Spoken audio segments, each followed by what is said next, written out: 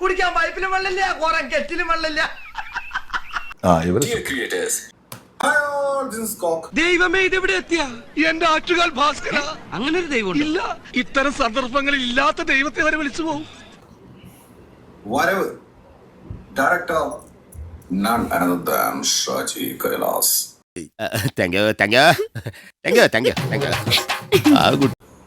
പിന്നെ ഇത് എഴുതിയിരിക്കുന്നത് AK സജനാണ്. AK സജൻ അറിയാലോ? അറിയാം, ധാരാളം കേട്ടിട്ടുണ്ട്. അപ്പോൾ ഈ ഒരു സിനിമ, അതായത് ഷാജി കൈലാസ് AK സജനോട് ആവശ്യപ്പെട്ടിട്ടുള്ളത് ധ്രുവം പോലുള്ളൊരു സിനിമ. ഞാൻ അങ്ങനെ പറഞ്ഞിട്ടില്ല.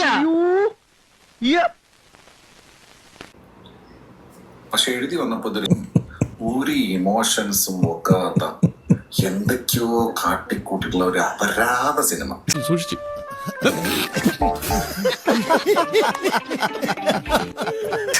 തന്നി അപരാധം.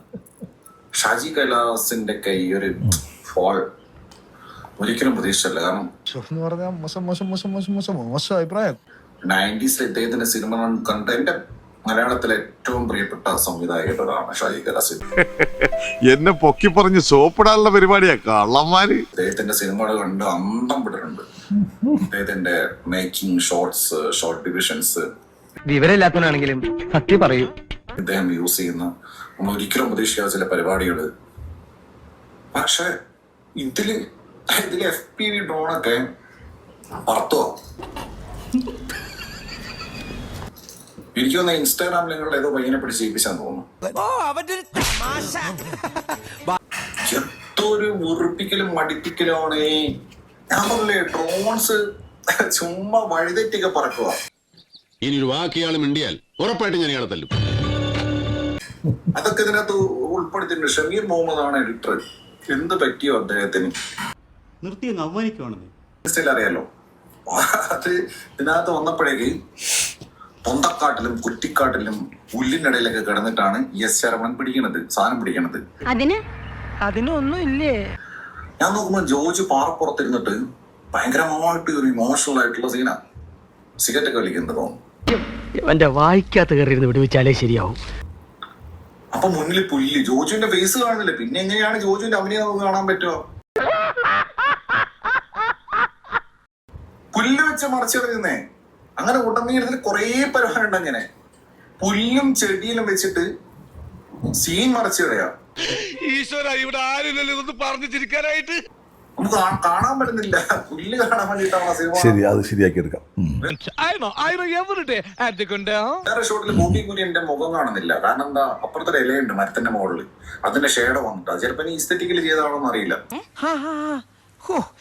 അത് മനസ്സിലായി. ഞാൻ പറഞ്ഞു വന്നത് ടെക്നിക്കലി വെരി ബാഡ്. ഇവർ എന്തൊക്കെയോ ജഗപുക കാണിക്കാൻ ശ്രമിച്ചിട്ടുണ്ട്. ഒരു കയ്യബദ്ധം നാറ്റുകരുത്. പാളിച്ച് പോകുമ്പോൾ ചിലത് പാളിപ്പോയി കഴിഞ്ഞാൽ അത് നമ്മൾ ക്ഷമിക്കൂ. ക്ഷമിക്കാൻ പറ്റില്ല അവൻ എന്ന് പറയരുത്. ഒന്ന് ക്ഷമിച്ചേക്കൂ.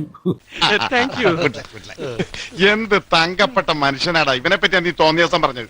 എന്റെ അറിവില്ലായ്മ കുറവുണ്ട് അങ്ങനെ പറഞ്ഞു പോയതാണ്. അടുത്തത് നമുക്ക് പിടിക്കാം.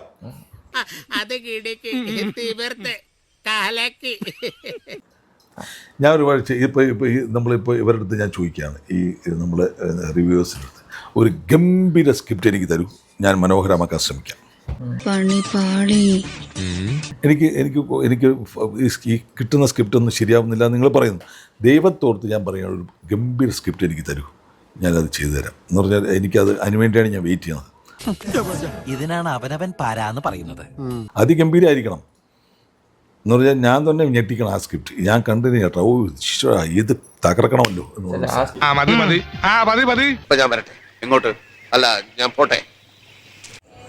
സബ്സ്ക്രൈബ് ചെയ്തിട്ടുണ്ട്. പൊന്നു മോനെ.